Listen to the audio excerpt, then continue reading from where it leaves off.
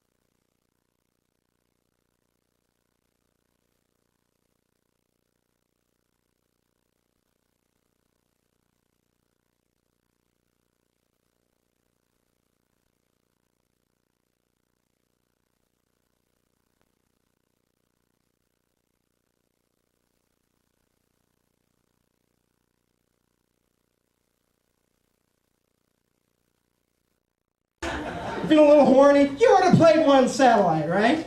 No big deal, right? No big deal. The problem is he also canceled Lifetime and the Disney Channel. That's a little rough. You guys have been great. Thanks a lot.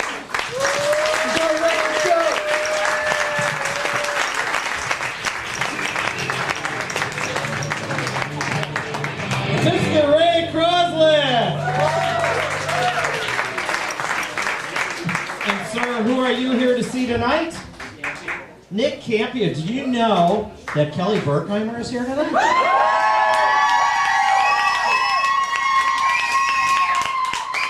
And this is a note to all the students tonight. If it gets a little quiet, all I have to say is Kelly Burkheimer. And you're here to see Nick Campion. So you know what, folks? We're going to bring Nick up, so show him the love. Put your hands together for the first student of the evening, Mr. Nick Campion!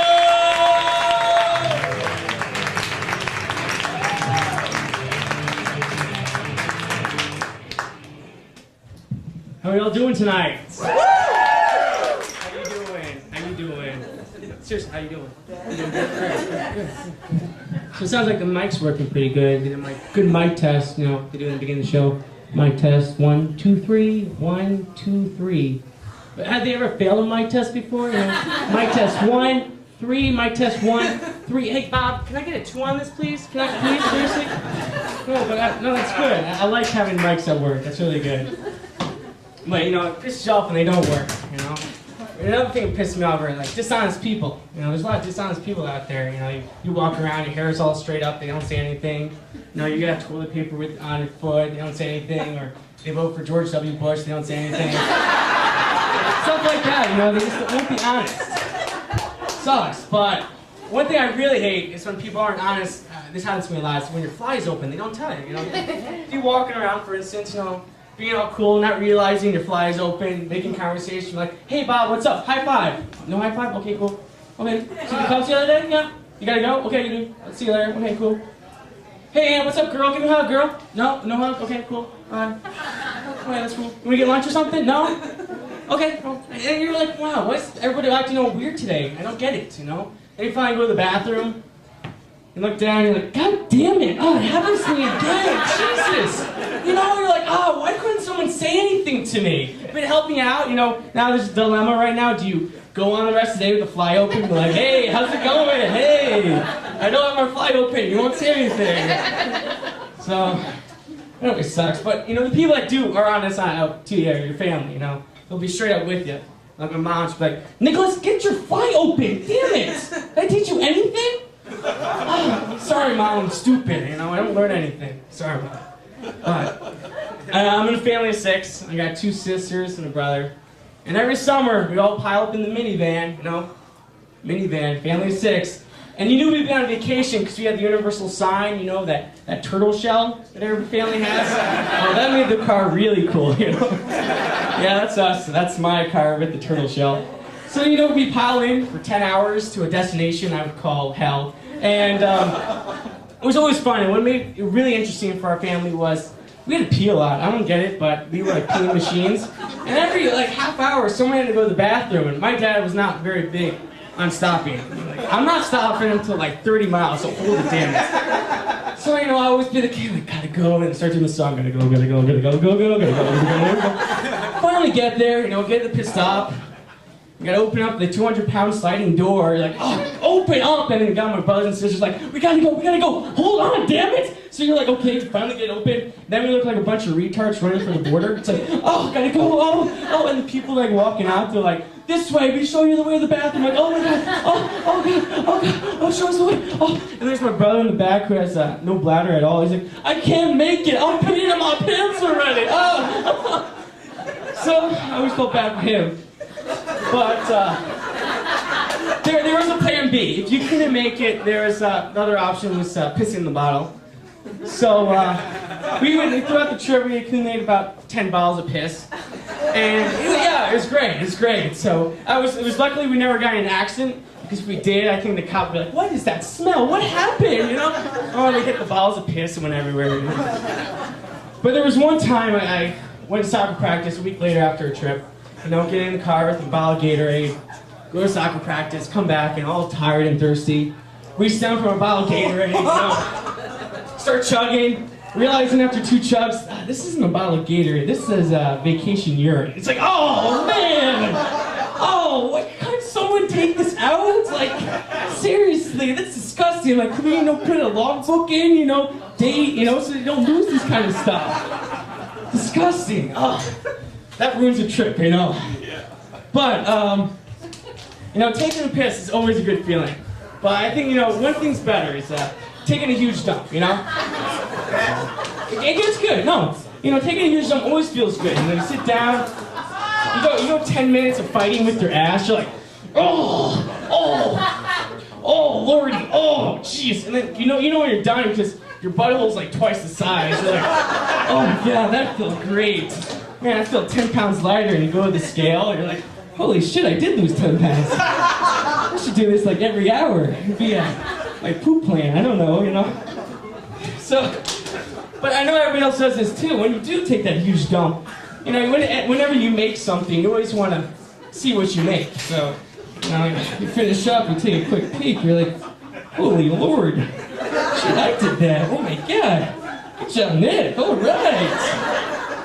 You don't want to go down the toilet yet. You're like, you know, I might as well take moments and take a picture or something. You know, me, Mr. Hanky, just, geez, you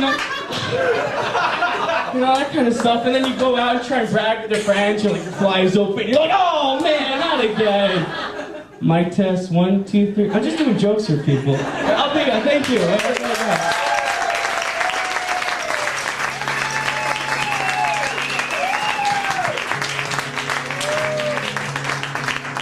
All right, Nick Campion.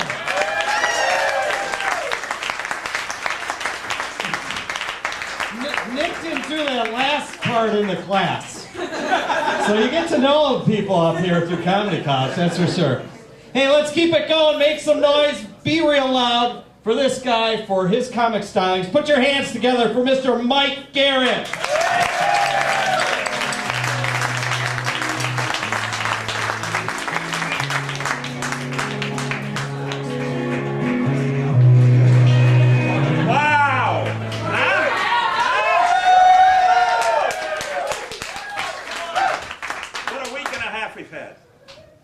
We've passed by a wonderful day in the year where people dress up and jump around, do silly things for a night. And then, you know, 2 days before that was Halloween. You saw that coming! You saw that coming! I love Halloween. I don't dress up as anything anymore. I usually sit around and watch the horror movies on the television. And, but I like watching the kids. You drive around and watch the kids going from door to door. And I noticed this year, there was a thing, seemed to be a thing, of dressing up as characters from the movie The Wizard of Oz. Now, we've all seen The Wizard of Oz about 2 billion times, because when I was a child, in order to get to the 3rd grade, you had to watch The Wizard of Oz. So I thought that, you know, it's really ingrained into our culture and all that, and then one day I just didn't have anything to do and thought, what if instead of Dorothy, we had a different kind of character to play her part? And I thought, what if it was a ticked-off, disgruntled air traveler? He'd been stuck in Cincinnati trying to get to Jacksonville through Atlanta.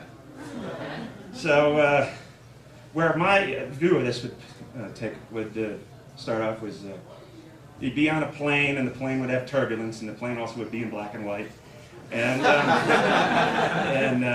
he falls asleep or passes out either way, and he wakes up, and he's alone in the plane, which is still in black and white.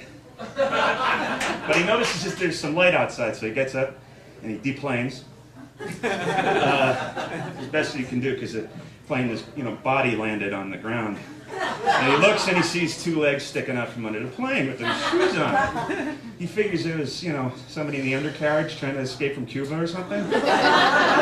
And so it bugs him a little, but, you know, so he's standing around and he's feeling really creeped out because all the buildings in this town are about this high. And before he starts kind of trying to figure out what happened, the ball of light comes down and he meets Glinda, the Good Witch. Sounds like an ad. And she sells all the munchkins to come out, which is a real thrill. 275 really small people come out. And he's just a regular guy. He just, oh boy, this is a little strange because, first of all, the color. So it says, Glinda says the famous line, "Are you a good witch or are you a bad witch?" He says, "My name is Ed Lembeck. I'm a software support technician. I'm trying to get to Jacksonville to Atlanta. I'm not a witch." And then suddenly, of course, as the story goes, the Wicked Witch of the East shows up. Bang! This strange woman in black with green skin. And he's thinking, what do they eat here? Wheatgrass? I don't know. I stole that. So, that front lawn is beautiful. So, of course, it's the Wicked Witch of the West, and she's ticked off because somebody, crushed her sister. And they have this carrying on thing, and Glinda goes, "Okay, now you watch yourself. Will somebody drop a house on you?" Ned says, I think it's an Airbus. Well, it crashed like the Airbus. Anyway, so the Wicked Witch wants her shoes back, her sister's shoes. So she goes over to try to pick up the shoes, and what happens? They disappear and the feet go up into the undercarriage. At the same time, they appear on Ed's feet, the ruby slippers, built for a 14-year-old school. He wears 11.5 triple E. He's in constant pain now. He's wearing pumps. And he's cringing in pain. And the witch goes away and they say, "We can get you home. But you got to follow the yellow brick road," and they dance around. He can't dance, he's in pain. So he goes, all right, starts walking up the yellow brick road. Where, I'm going to make this part quick, he runs into the Scarecrow, Tin Man, and the Cowardly Lion. Okay, Scarecrow has no brains, so he wants to see a wizard to get brains. The Tin Man has no heart. Same with him, he wants to get a heart. And the Cowardly Lion is coward, wants to get guts. But Ed realizes, because he's not Darth, and he's traveling down the road with an idiot, an asshole, and a pussy. So he wanders off. This is the worst. Oh, jeez. He can take it because he's a technical support agent, and he gets yelled at by everybody. So they go down the road. And they get to the Emerald City, and they run through the poppies, which is a psychedelic dream thing that nobody really understands, and fast forward. Get to the Emerald City. They're waiting to see the wizard. Okay, so they're polishing up the Tin Man, they're doing something to the Scarecrow, and they're putting curls in the lion's hair, because that's what they do to him. And Ed's getting sauced.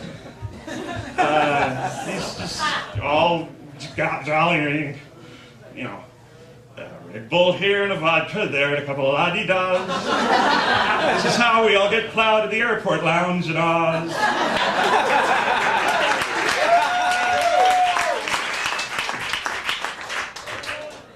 So he throws up after he sees the horse change color full back down.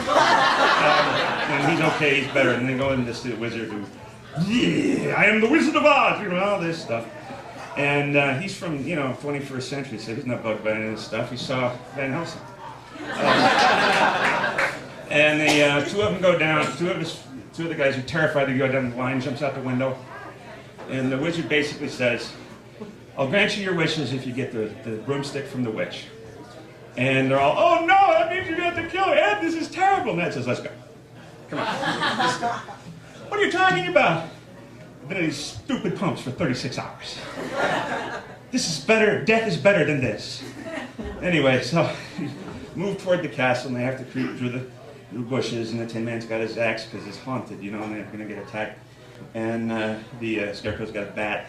I don't know what the lion has. Ed's got an M16. The good one with the grenade launcher below it. So then you see the witch, and she's all crazy. So she sends all the monkeys, the flying monkeys, all out there. "Go get them, go fly, fly." And they attack.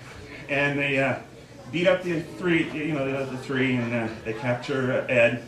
But he, uses up 4 or 5 clips, and there are dead monkeys everywhere. Just soaking the ground. So he was able to take a piece of them. Anyway, moving along, the the Scarecrow figures out how to use the grenade launcher, and they're able to get into the castle and kind of rescue Ed. And but they all get cornered, you know. And make a long story short, Ed, with the shoes on, just took the witch. Bam! That's it for the witch. So they get the broomstick, they go back to the wizard, and they tell all the stories and everything, and everyone's got their wishes and stuff. So then the witch, or Glinda comes in, and yeah, Glinda's his favorite person. And she says, you know, Ed, you've had the solution to go home all this time. Just click your heels together and say there's no place like home. And Ed says, what? What? I've been wearing these fucking shoes for 3 days. These are the cruise shoes. Oh my God. And then he ends up, they wrap the movie up in nice music, everything, as he's beating Glinda with the witch's broomsticks. Bitch! You know. Thanks a lot.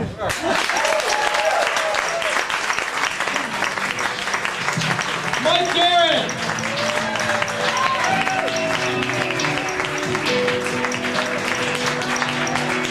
All right, let's keep it rolling along. Put your hands together for the very funny man, Mr. Chris Moore.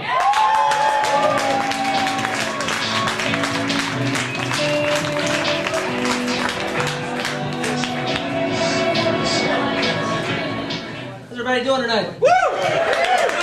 Well, a little bit about myself. My name's Chris Moore. I fix computers, part-time magician. I'm actually convinced now, though, that I am the son-in-law to Satan.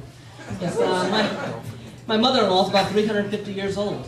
You know, 'cause the bitches age faster than the normal humans. Yes. I mean, I'm trying to be good for my family, you know, because I want to make sure that I'm always there for them, and that I don't go to hell, you know, with them. But I used to like dogs. I mean, everyone likes dogs, yes? Yes. All the ones on TV, Lassie, Benji, Bingo, Clifford, Buck Bundy. Hell, even that bitch Cujo had style. Yes? But, I mean, not her. I mean, she's 100% USDA grade bitch. A Chinese delicacy. And normally I like delicacy because I like to eat. Eating and drinking are probably two of my favorite hobbies, actually. Me and my wife, we have a lot of hobbies. Actually, one of them requires a lot of drinking first. And there's nothing like, you know, two bodies sweating and pumping together. And we realize, you know, dogs, they have their own style of it. Rabbits, they just go too quick to even get any enjoyment. And it's something we like to do. The kids, you know, they like to watch and they kind of comment. I mean, you know, they come over. Dad, I love jogging. Yes, jogging. No, not fucking. That stuff happens before marriage. But yeah, I mean, they love jogging. Because when I said we had, I have a big happy family, not a big happy fucking family. We're not inbred, we're not from down south. You know, I see the little kids now. Mom, you know, Ellie Mae and my sister Louisiana, they got ass like the boy next door. Fuck no. We're not from down south, actually. Keep that Neverland. I did realize, though, if anyone ever asks you if you want to blow pop, just say no. I do like candy, though, you know, not blow pop. But I've always been looking for that Laffy Taffy or that airhead that's willing to, you know, take my Boston baked beans and turn them into her own personal everlasting gobstopper. Little lemon head, add a liquor stick, and wow. You know,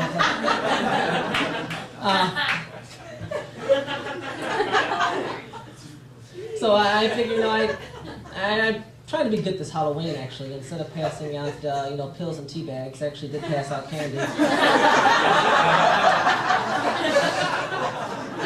I don't much understand the candy industry, though. I mean, you know, Willy Wonka. If I had it my way, it'd be Wonka's Willy. I'd probably make, you know, a good 12-inch rock hard solid liquor stick. A black one. I wouldn't partake of it myself, no, because I'm a giver, not a taker. I've always enjoyed watching people enjoying a piece of candy. But, yeah, I learned to be a giver, though, from my dad. Me and my dad are very much alike. We spend a lot of money on, you know, things that we like electronics. Not your everyday massaging, spurting clit. You know, you can get that, you know, you'll always find someone who's lost the cherry but still has the box and is willing to share. So, we're buying like big screen TVs and that kind of stuff. And I figured, a good woman should actually be like a good entertainment system. User friendly, on-off switch, fully posable. Yeah, go both ways. 2 out of 3 ain't bad though, So, oh shoot. Actually, I'm married now, actually. Well, I'm married, I have 3 daughters. Yeah. Which means I get no sleep. They're loud. They bring home their friends. Their friends are louder. My house looks like R. Kelly's wet dreams.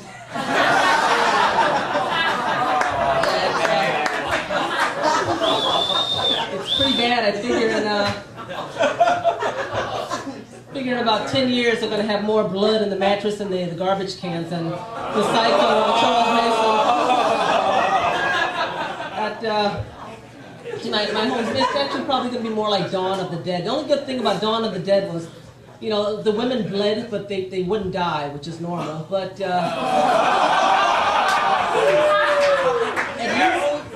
at least they only moaned. They didn't complain about everything. I have cramps, I have a headache, leave me alone, that kind of stuff. They just kind of... Yeah, actually my home sometimes reminds me of Lord of the Rings, because I am the tallest one in my house. So I feel like I'm living in the Shire with the hobbits. With me being the tallest one, I figured my name should be something like Chris the Black. But my wife, she seems like she has the one ring to control them all. It's attached, though, the ring around the rosy. That's why, we got married. But, yeah,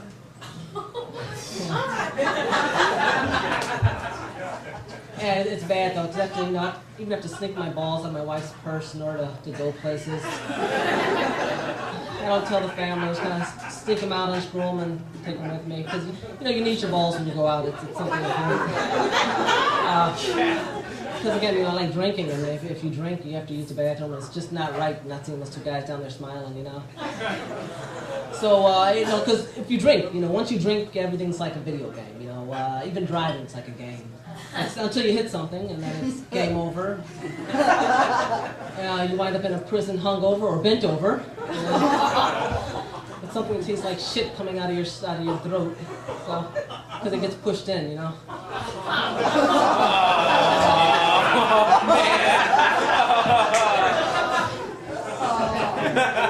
Silent parts, rest of your life, yeah. But so I realized, so if I ever go to prison, I have a plan. That's swallow nuts. Not nuts, not salted nuts. Planters peanuts, yes. I realized the human body can't digest stuff like corn and peanuts. So if anyone ever tries, turning me into their little push-up, shoving their chicken stick up into their other lambs, I can always switch the gears into reverse and hopefully get a peanut stuck inside. Boy, would I snicker while they're pissing paydays. Well, that's me, and that's my fucking family. Thanks.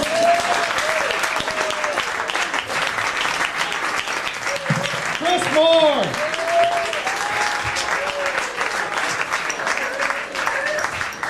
Chris is available for children's parties. Just see me after the show. We'll hook you up. Let's keep it going. Make some noise for George Martino!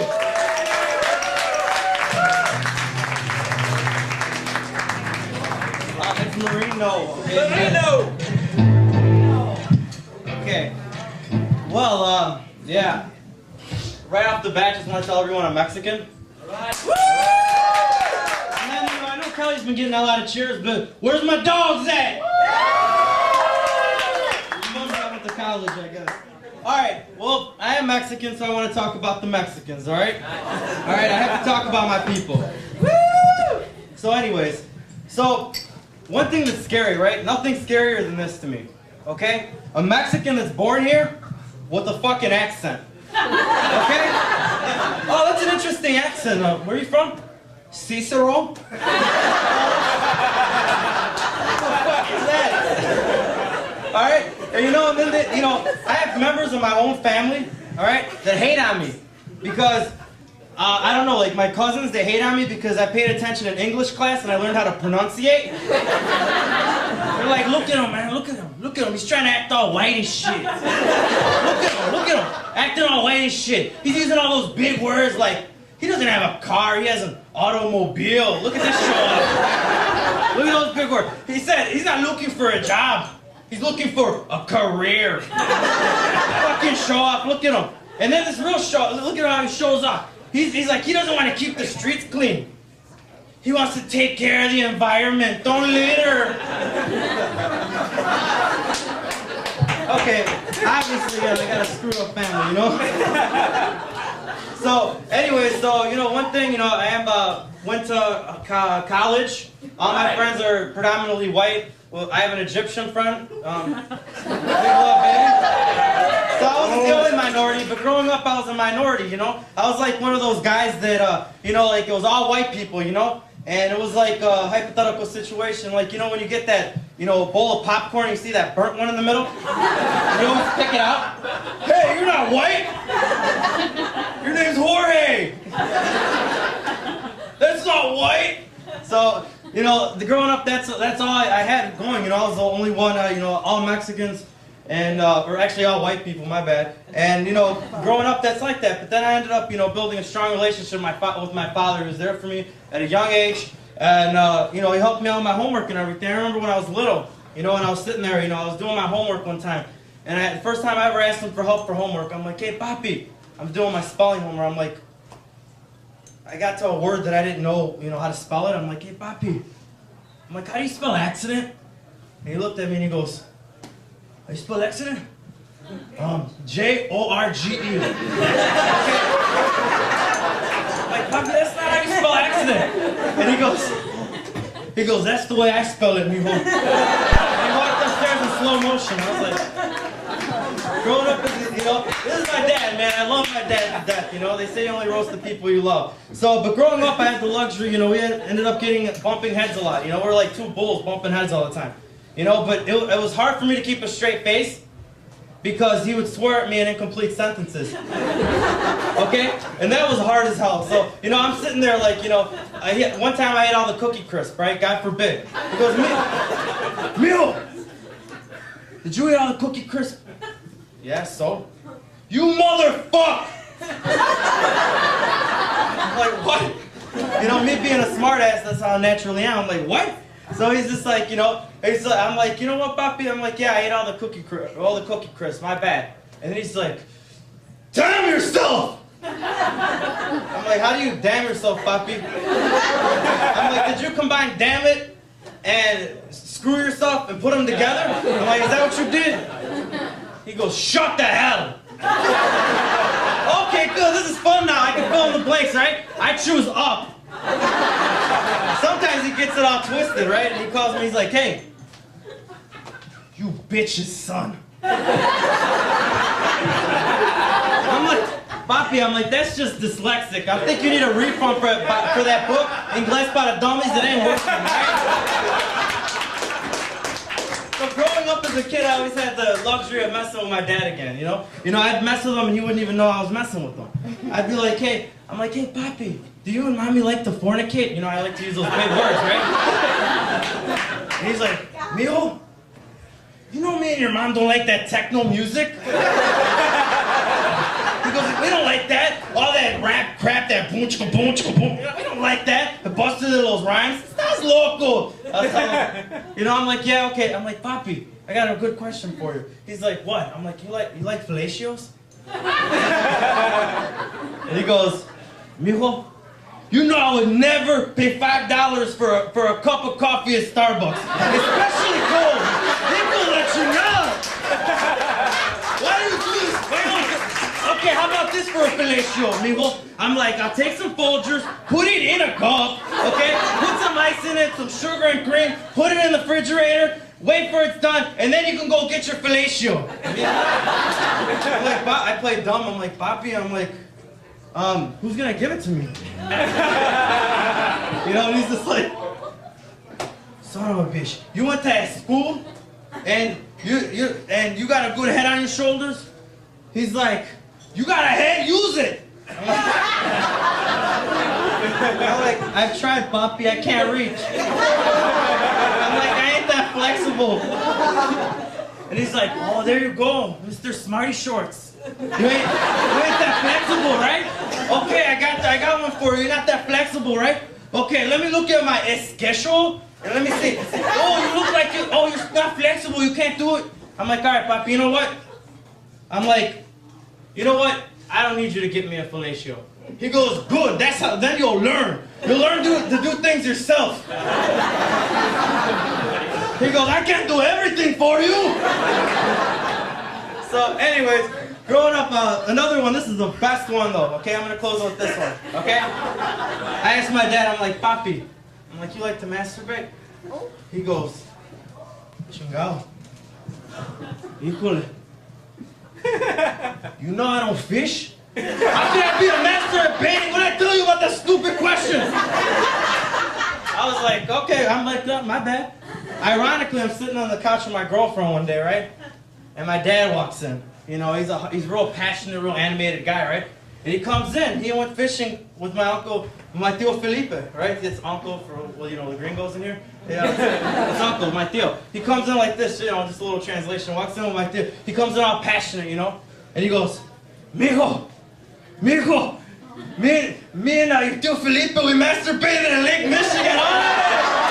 I'm like, and my girlfriend's like, George, you can't masturbate in Lake Michigan. Oh my God. I was like, and I went along with it. I'm like, hey, you know what, baby? I'm like, yeah, my dad's wild. So he comes in, he's like, yeah. He goes, he's like, we were really into it. You know, we were yanking and pulling. And our poles all day. My arms are tired. He goes, I ain't got no more stamina. I'm gonna go upstairs, make myself a sandwich, and go to bed. You want one? And I was just like, no, it's okay, Papi. That's my time. I'm out of here, George, man.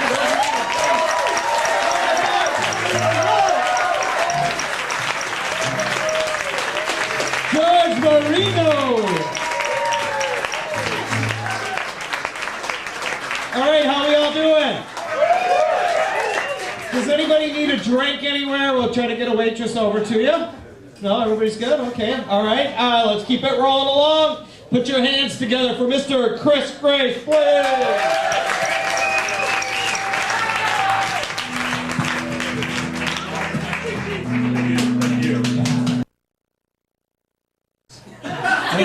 If you put a little, like a scarlet letter, big M, right there, help the fag separate you from the rest of the herd, all right? I mean, it could be like gay camouflage. You see some gay guy watching, you throw your M up there, oh, where'd it go? I don't see anyone. It used to be so easy to tell gay guys from straight guys. All you had to do was look at what they were wearing. You walking down the street, cruising a little bit, you look up, oh, he's cute. Oh, God, color socks and short pants, he's straight. A little bit more, oh, dress shoes, white socks, jeans. Ooh, Fonzie? Gee. See this other guy, oh, wait, Prada shoes, Donna Karan jeans, Kenneth Cole jacket, and I smell hair product, he's mine! Woo!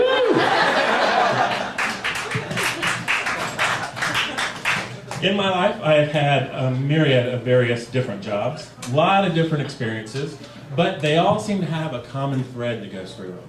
Like, I worked at McDonald's, where you get, ding, ding, ding, ding. You know, you want a Big Mac. You want fries with that? Ding, ding, ding. Or, I've been a convention planner on the phone. Hey, by the way, that lunch buffet, can we have fries on that?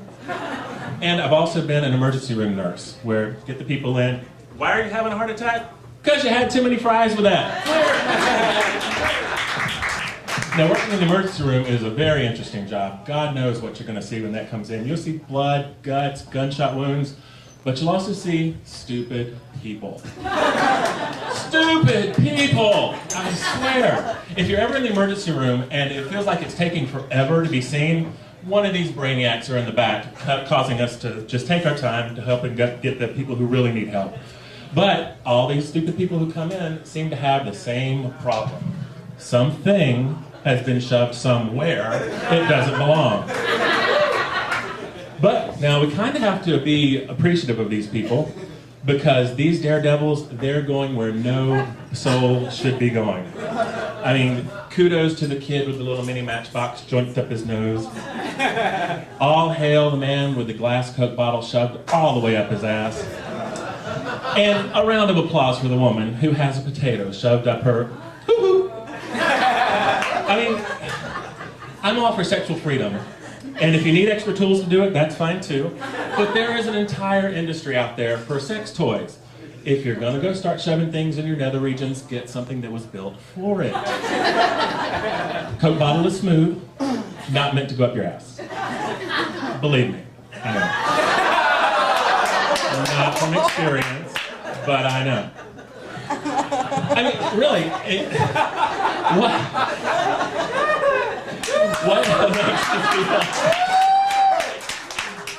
what makes people think they're brave enough to do what they've done, but to go into the emergency room and admit it?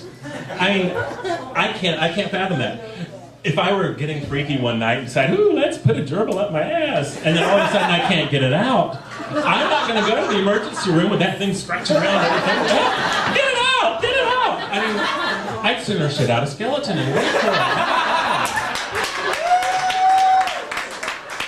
But if you're gonna do this, if you're gonna get freaky and then you're gonna go to the emergency room, fess up to it. Don't walk in there thinking you're gonna get away with something sly. Emergency room staff had their hands and their eyes in places you will never see, and they know. Remember the lady with the potato? Yeah, she came in. I get a little pain, I don't know where it's coming from. Okay, whatever. We get her in the stirrups, we're doing her pelvic exam, and pops out a potato. She has the nerve to act surprised. Oh my God! I don't know how that got in there. Unless God got into immaculate vegetation, you were there. Come on. I must have fallen while I was cooking. Wouldn't you remember falling into a full split while you were cooking naked? I mean, do you think her lover wanted fries with that? Thank you.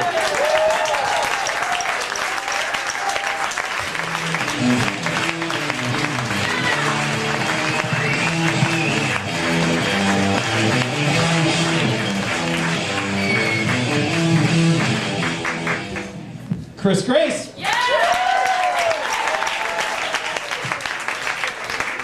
I told you can learn a lot at Comedy College, can't you? You sure can. Let's learn some more. Put your hands together for Adam Eppenstein.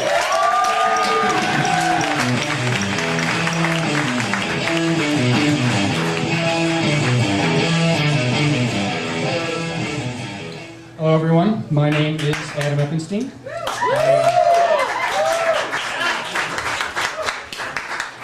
I know what you're thinking, Chinese.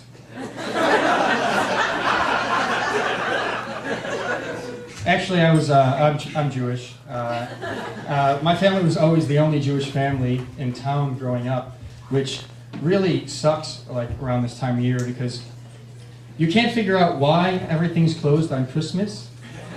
Like, why is even Taco Bell closed? I spent my whole life trying to figure that out. It is the holiday season, so that means shopping. I like shopping. A lot of times when girls find out that I like shopping, they say like, oh, we should go shopping, except for they don't realize that I like shopping because I like stuff for me.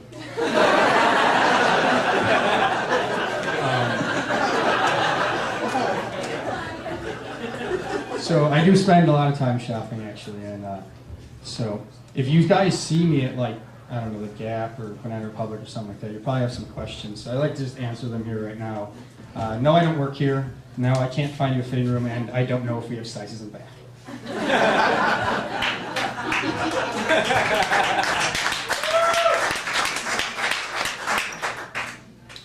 So to support my little venture of shopping, I like credit cards, so I went out and got a whole bunch of them. You can really get yourself in trouble if you get a whole bunch of credit cards. So then you have to seek help. They have the commercials on television for these people that will help you with your credit when you have too many cards. They have loan consolidation, which I never understand how that helps you get out of debt when they just give you a big loan. They're reducing the wrong number. How many people you owe. I think my favorite thing about credit cards is the pay at the pump at the gas station. I love that. It's so convenient. But it's made me really lazy because sometimes when I pull up, I put the card in and then the little reader says, "Please see attendant," and I think, well, it looks like I'm getting gas tomorrow.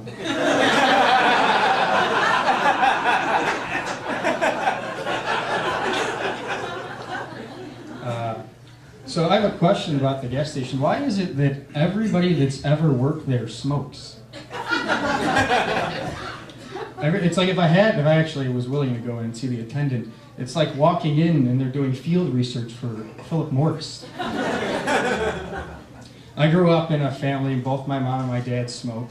I think you can go one of two ways when that happens. Either you're an avid non-smoker like me, or you get a job at a gas station.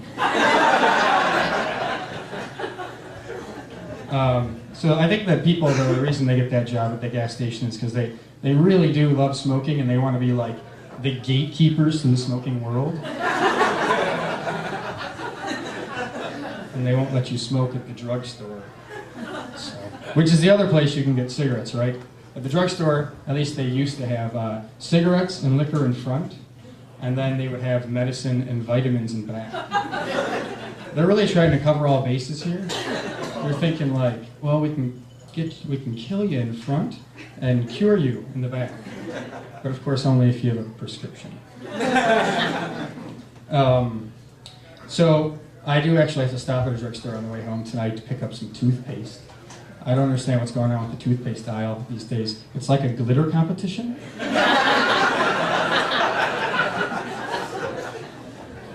There's and I find it to be such a hard choice when I walk up there because there's just so many kinds now. You got your like cavity control, gingivitis protection, of course all with whitening, and then you have your total care, which then makes me go like, well, that's what I'm getting, and I don't understand why we have all these other ones.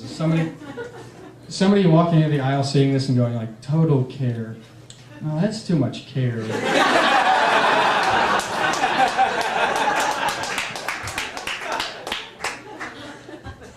I oftentimes also get stuck in the magazine aisle when I'm walking through the drugstore, and I'm always caught by the FHM or Maxim or Men's Health magazines that say something about like keys to the perfect body or simple steps to the greatest diet. So one time I picked up one of those issues, and I found out what their secret was. It was Men's Health, and their secret was eat 24 almonds before dinner. Which I was like, damn it, you know, my mom screwed me. She always told me not to snack before dinner and ruin my meal. She's trying to fatten me up like a goose.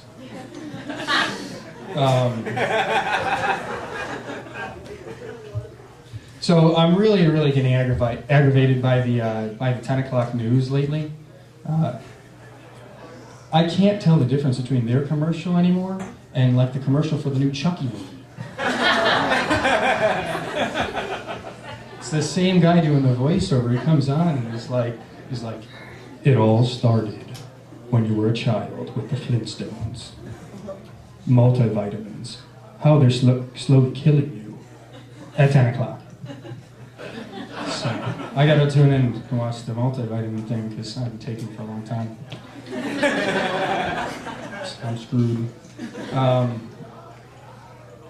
But I don't think they should call it the news anymore. I think they should really just call it the 10 o'clock fear.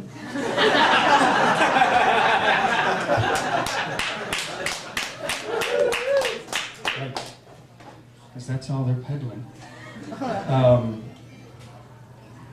Yeah, because every time I watch it, I'm like, you know, I'm thinking I'm going to be going to sleep. I'm going to sit and I'm going to watch the news and take in some current events, just what's going on in the world.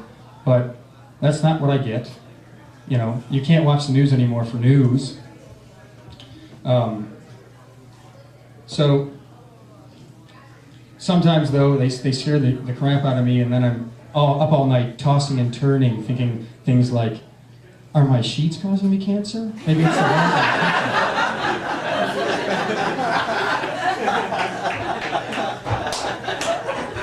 That's the noise. Is it the bandit that's on the loose?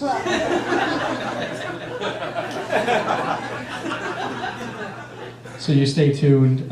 thinking maybe like the sports and weather like cheer you up, but I'm from Chicago, so no luck there.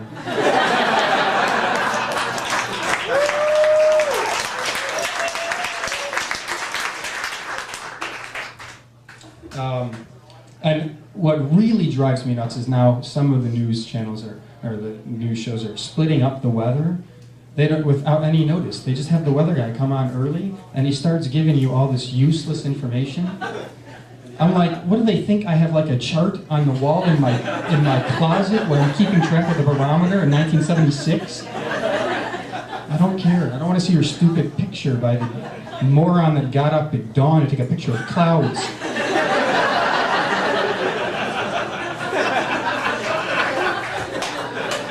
I need the 5-day forecast. I need it now. So, and then I'm like, all right, so I've had enough. I am changing channel. I don't care. I'll get the weather off the internet or something. Or you know what? I'll just be cold. I don't care. But then they come on with another promo right before I'm about to change the channel. It's like, is the Armageddon coming? And what you should do next Thursday to prepare for it. Thank you. My name's Adam Epstein.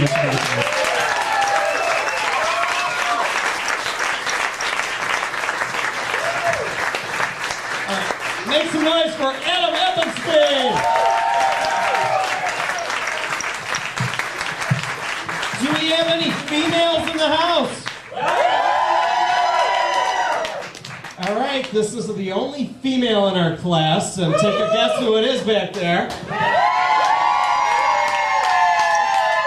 Put your hands together for Kelly Burkheimer!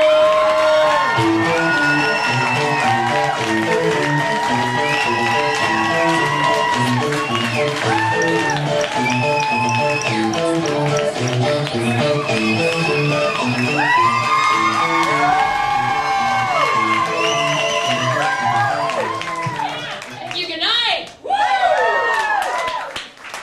I'm Kelly, some of you may know me. Good to see you, strangers. I've paid a lot of money for this crowd. I thought I would start by telling you guys a little bit about my cell phone. Are you familiar with this technology, the cellular device? Yeah? Everyone has one? Please turn them off. I love my cell phone, which is kind of funny because I was the last person of my friends to get one. I was like Amish.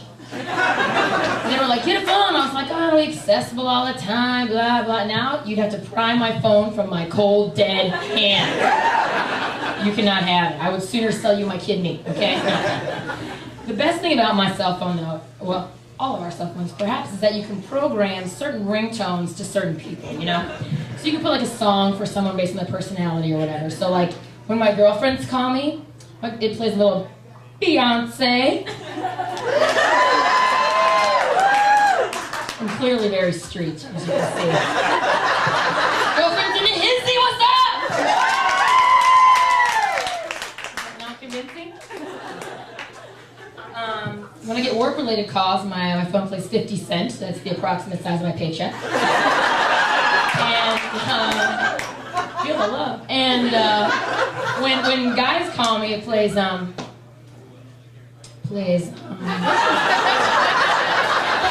know. Men never call me. I think the most useful application for this, though, is for my parents' calls. When they call, it plays wah, wah, wah, wah. I figure I can mentally prepare myself that way for like their disappointment in my continuing failure to get married. Those people want grandkids. But they're sympathetic to my plight, you know, they want me to meet that special someone, and if there's anybody in the audience that I don't know that's interested, meet me after. I think I know all of you, however.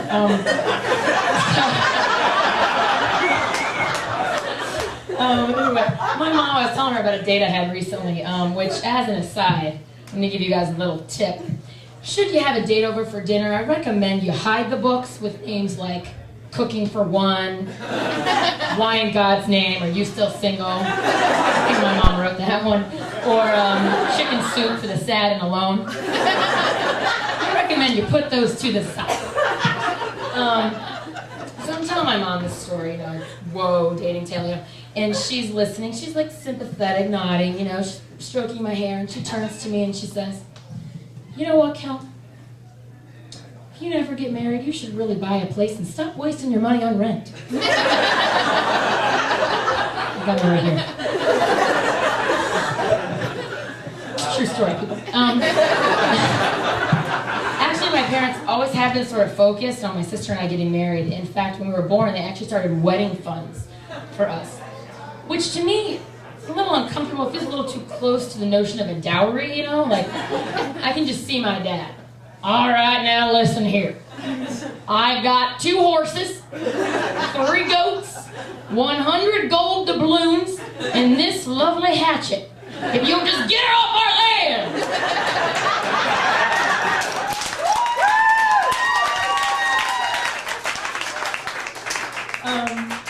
My parents have their quirks. I love them dearly, don't get me wrong, but you know, as all people, they have their quirks. My mom's special quirk is the utter need to always wear her color. Okay, my family told us I'm talking about.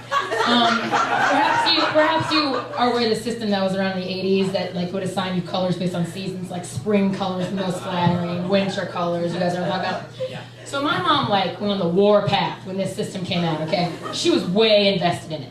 She would like go around evangelizing it to everyone, and she would diagnose people. You know, she would see you and she'd grab your arm and look at your wrist. "Well, you have a yellow undertone. You're either an autumn or you have a fatal wasting disease. Have a good day. Either way, green's for you." It's a little crazy. One thing I have noticed recently that I don't like, among many things that I don't like, is random strangers feeling the need to come up to me and comment on my face. Does this happen to you guys? Like, I think more to ladies than men. Like, you're just walking down Michigan Avenue, you're shoe shopping. Maybe you're just chilling. Again, I'm very street. To remind you. And like, I'm on Michigan Avenue. This paunchy, like, oafy guy in this stained Detroit Lions sweatshirt comes up and he goes, "Smile. Can't be that bad." Like now I want to rearrange my countenance in this like pleasing way for this guy. Like now I'm his geisha, you know? Like, "Oh, thank you, Sam. I did not know my face not pleasing to you. It would be my greatest pleasure to service you orally."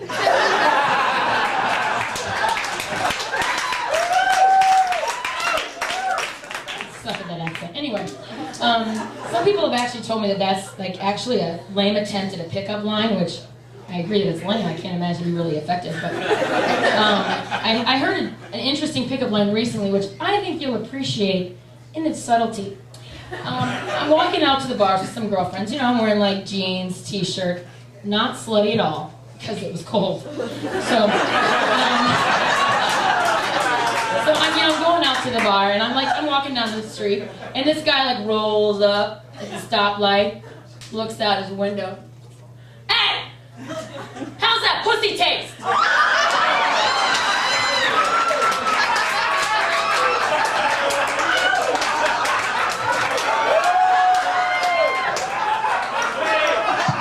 I mean, I'm no Miss Manners, but there has got to be a subtle catch for that. All right, at least start with "Show me your tits." That's my time, thank you.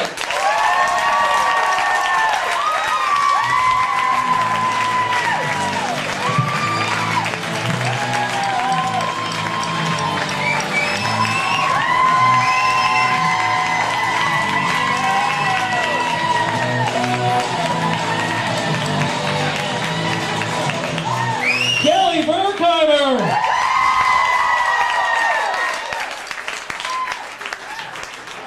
Thank God she didn't recognize me when she took the class. So, anyways, hey, we have classes starting about every 2-3 months. So if you'd like to venture, check us out at comedycollegeinfo.com. We got a special show right here in this room, December 21st.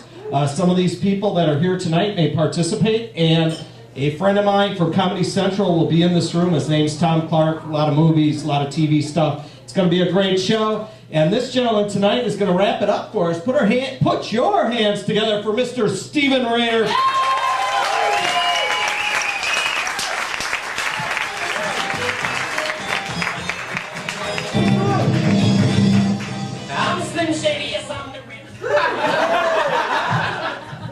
homosexual comes up and they play Eminem. Right. You know what it's like to follow Kelly? Do you know what it's like to be the fucker that had to follow the Beatles on Sullivan? Yeah.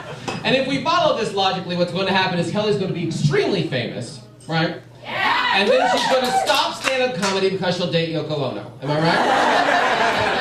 And I will be in Schaumburg at a Denny's. I paid my $300. What the hell happened? Yeah. My mother's name is Wanda. Scene. You know what I mean? That's all you have to know to understand everything about my entire life. And I think that if my therapist had just known my mother's name, I could have saved like 4 years. You know? Because I can see him with the, like going, well, let's see, he's a redneck from East Tennessee, and he's also a white trash homosexual, and he's addicted to the Lifetime television network. Yet his favorite movies are Cannonball Run and the 3 Smokey the Bandit films. Okay, we're gonna have some trouble here. Oh, your mother's name is Wanda. Oh, well, here's some Zoloft. You know what I mean? But my mother looks like a Wanda. You know what I mean? My mother has very, very tall hair that she has just teased and teased, and she didn't just tease it, she pissed it off. You know what I mean? Very tall. And my mother has her hair that high because she says that the higher the hair, the closer to God. But I believe that my mother teases her hair because it actually offsets her girth.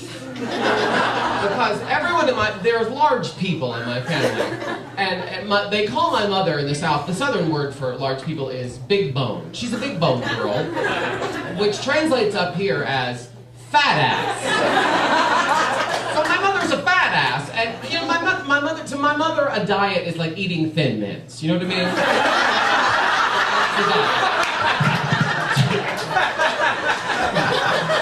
What would you like on your pizza, Mom? I'd like some hot dogs. You know what I mean?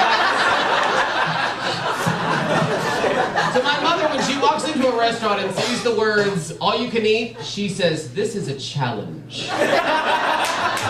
And now, if you have a woman that's large, she, of course, marries in high school a very large man. My father is a huge, in the South we call that a hoss. You ever heard of a hoss?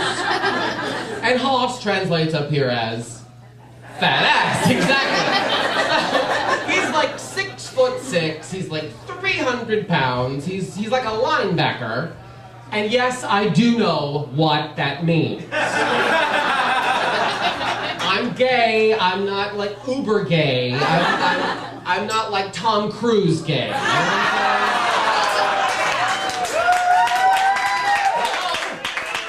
what I'm saying?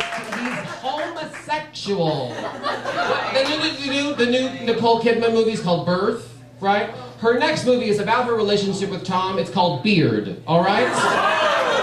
Oh, come on. There's a musical about his entire life, and the musical starts out with, come out, come out.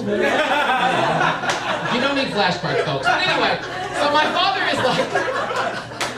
is this huge man. He's like a linebacker, you know, he has huge hands, which according to my mother means absolutely nothing. Which I never wanted to know. And that means that my father got the height and I got the length. And the width. And I'm single and it means absolutely nothing to all of Kelly's friends. This huge guy, and you know, very big hands and a very small penis. And so when he divorced my mother, of course he has to marry this woman who is my stepmother. And if you have stepmothers in this room, you will know what I'm talking about. It's all the same bitch, basically, am I right? We're gonna find this out one day. It's all the same woman on some kind of strange medieval thing. She's just haunting us all. My stepmother, her name is Donna. Donna. That's how she talks, Donna. She's had like 15 packs of cigarettes since, like, you know, Nixon was in office. Just Donna. She sounds like Lionel Standish from Heart to Heart. And when they met, it was murder. You know?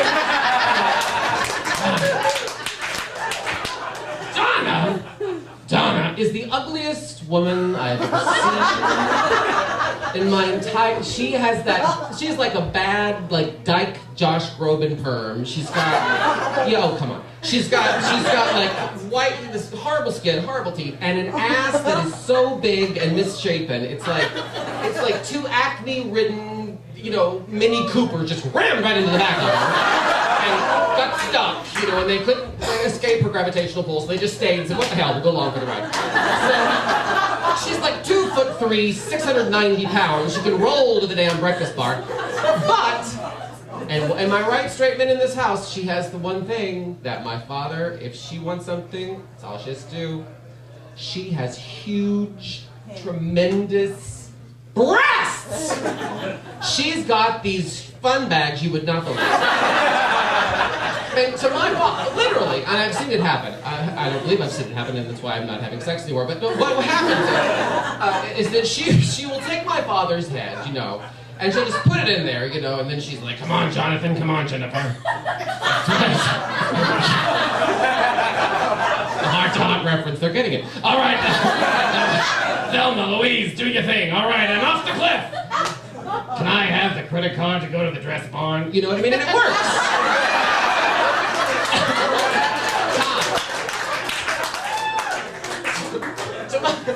And it's sort of, to me, it's sort of like a mammary gland Jedi mind trick. You know what I mean? It's like I'm waiting in the next movie to be like, all right, Luke, Leia, and get in there, girls, and you will take me to Jabba now. That's all I've got.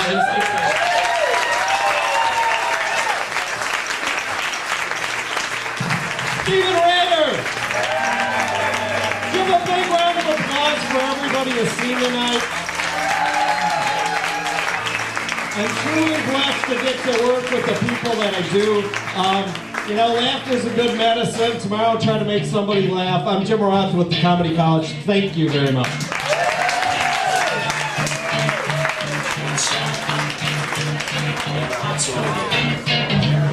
Sees everything you ever wanted. One moment. Just let it stop. His palms are sweaty. These weak arms are heavy. His rolling on his sweaty already. Mom's spaghetti. He's nervous. But on the surface, he looks calm and ready to drop bombs. But he keeps on forgetting when he broke down the whole crowd. With about 30,000 members. We also hold claim to the first charter in the state. Wow. We've been around for 82 years. 82 years.